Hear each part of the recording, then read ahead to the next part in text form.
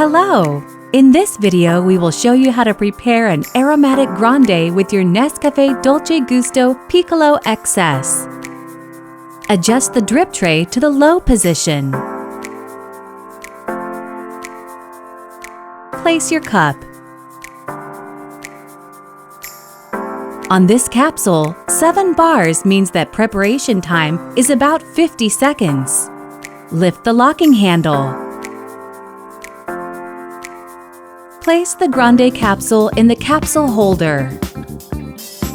Push down the locking handle. Move the lever to the hot position. Count 50 seconds or adjust to your preferred cup size.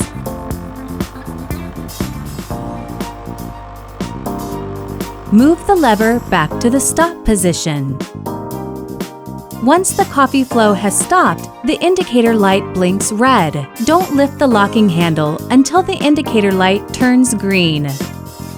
Keep in mind the coffee level on your cup as a guide for future preparations.